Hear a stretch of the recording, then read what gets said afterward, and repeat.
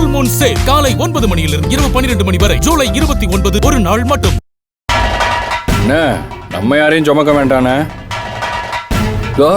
இவங்க தான் தனி கொடுத்துரும் போறேன்னு சொல்லிட்டாங்களே. என்ன பண்றது, இந்த ஃபங்க்ஷன் முடிகிற வரைக்கும் இங்கே இருந்து தானே ஆகணும்.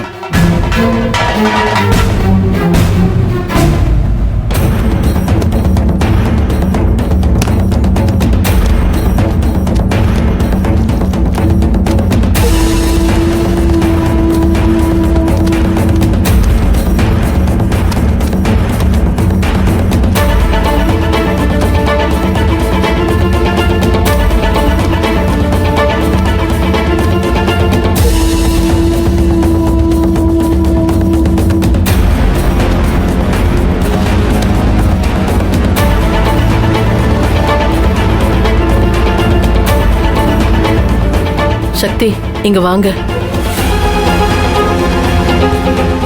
இதுல 10 லட்சம் இருக்கு. எதுக்கு இதெல்லாம்? நீங்க முதல்ல உள்ள வைங்க, இதெல்லாம் வேணாம். இத வாங்கிக்கோங்கப்பா. நீங்க ஏதோ வீடு பார்க்கணும்னு வேற சொன்னீங்கல்ல, அதுக்காக வச்சுக்கோங்க.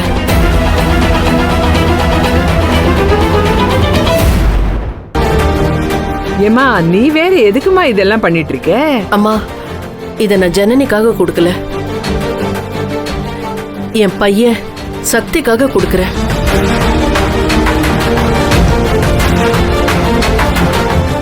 இந்த மாதிரி ஒரு புருஷன் என் பொண்ணுக்கு கிடைச்சதுக்கு நான் ரொம்ப பெருமைப்படுறேம்மா. ஏன்பா என்ன யோசிக்கிறீங்க? வாங்கிக்கோங்கப்பா. நீங்க அம்மா கிட்ட காசு வாங்கிக்க மாட்டீங்களா? அம்மா அம்மா இல்லம்மா, வேண்டாம். சொன்னா கேளு. நீ அதை முதல்ல எடுத்து உள்ள வை. எடுத்து உள்ள வைமா, நாங்க பாத்துக்கிறோம். ஜனனி, நீ என்ன யோசிக்கிறேன்னு எனக்கு தெரியும். இப்ப நாங்க தனியா வந்துட்டோம். அஞ்சனா வீட்டு பக்கத்திலேயே பிளாட் பார்த்துட்டு வந்தாச்சு. நம்ம பழைய வீட்டை வித்ததுல வந்த ஷேர்ல இருந்து ஸ்ரீராம், வாசு கொஞ்சம் பணம் கொடுத்தாங்க. உங்க அப்பாவுடைய ட்ரீட்மெண்ட் செலவெல்லாம் போக இதான் மிச்சம். இத வச்சுக்கோங்கப்பா. உங்க 2 பேருக்காக நான் எதுவுமே செய்யல. இதையாவது வாங்கிக்கோங்க. எனக்காக, என் சந்தோஷத்துக்காக.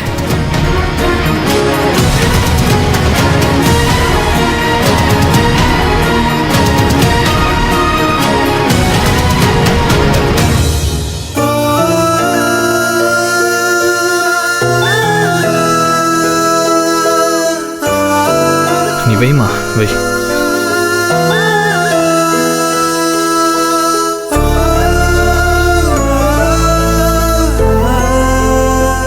சரி அம்மா, நான் கிளம்புறேம்மா. வாங்க, பஸ் ஸ்டாண்ட் வரைக்கும் உங்க கூட வா.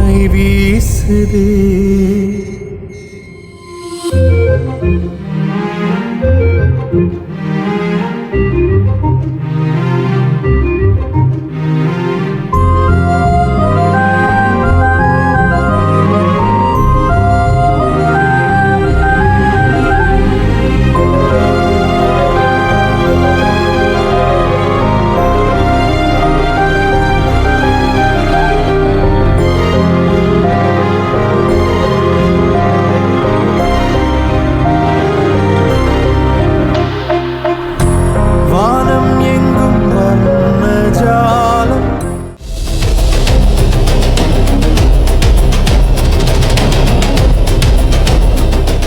கதிர் சார், இப்போ எதுக்கு இப்படி இருக்கீங்க? சார் பிச்சைக்கார குடும்பம் சார் அவ குடும்பம். அவ வீடு எப்படி இருக்கும் தெரியுமா? புறா கூண்டு, அதுல 8 பேர் ஒண்டி கொடுத்தன நடத்திட்டு இருந்தவங்க. இன்னைக்கு வந்து பகட்டா 10 லட்சம் கொடுத்துட்டு போறானா என்ன? சார், அவங்க பொண்ணுக்கு பண்ணணும்னு பண்ணியிருக்காங்களோ என்னமோ. இல்ல இல்ல சார், அப்படியெல்லாம் அந்த நாச்சியப்பன் குடும்பத்தை பத்தி நினைக்காதீங்க.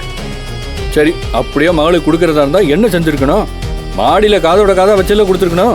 அதை விட்டுட்டு நடு கூடத்துல வந்து நின்றுக்கிட்டு அண்ணன் முன்னாடி வச்சு கொடுக்குறானா? அதுல என்ன இருக்குன்னு உங்களுக்கு புரியல? நக்கல் பண்ணிட்டு போறானே.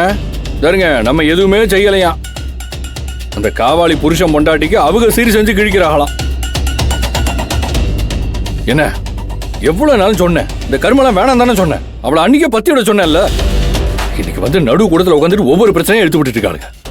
சார், நீங்க மேலோட்டமா யோசிக்கிறீங்களே தவிர்த்து ரூட் காஸ் என்னன்னு நீங்க யோசிக்க மாட்டேங்கிறீங்க. இதெல்லாம் எதுக்கு தெரியுமா நடக்குது? சக்தியை மொத்தமா உங்ககிட்ட இருந்து டிட்டாச் பண்ணணும். அவனை வச்சே உங்களை ஏதாச்சும் பண்ணணும். அதுக்காக ஜனனி போடுற பிளான் தான் சார் இது. சார், நீங்க அம்மா கிட்ட பேசுறப்போ சக்திக்கு என்னென்னமோ செய்யறேன்னு சொன்னீங்கல்ல, அதுக்கு போட்டியா அவங்க அம்மாவை கூப்பிட்டு வந்து காசு கொடுக்க வைக்கிறான். சார், பயங்கர கால்குலேட்டிவா ப்ளே பண்ணிட்டு இருக்காங்க சார். அவ குரூவல்னு எனக்கு தெரியும், ஆனா இந்த அளவுக்கு போவான்னு நான் எதிர்பார்க்கல. அவ போயிட்டா நான் பார்த்துட்டு சும்மா இருப்பேன் நினைச்சீங்களா? கதையை முடிச்சிட மாட்டேன். கதிர், இதை தான் சொன்னேன், அவசரப்படாதீங்கன்னு. நீங்க கதையை முடிச்சிட்டா அப்புறம் பிசினஸ் எப்படி நடக்கும்? சார், அதெல்லாம் ஒரு விஷயமே இல்லை சார். நோ கதிர், இதுல உங்களுக்கு எந்த பாதிப்பும் வரக்கூடாது. அதுல நான் ஸ்ட்ராங்கா இருக்கேன். அது மட்டும் இல்லாம இனிமே உங்க லைஃப்ல நல்லது மட்டும் தான் சார் நடக்கும். அதுக்கு நான் ரெஸ்பான்சிபிள். உங்க ஃபேமிலிக்காக நான் என்ன செஞ்சிருக்கேன், எவ்வளவு தூரம் செஞ்சிருக்கேன்னு சாருக்கு நல்லாவே தெரியும். ஸோ அந்த ஜனனி விஷயத்தையும் நான் பார்த்துக்கிறேன்.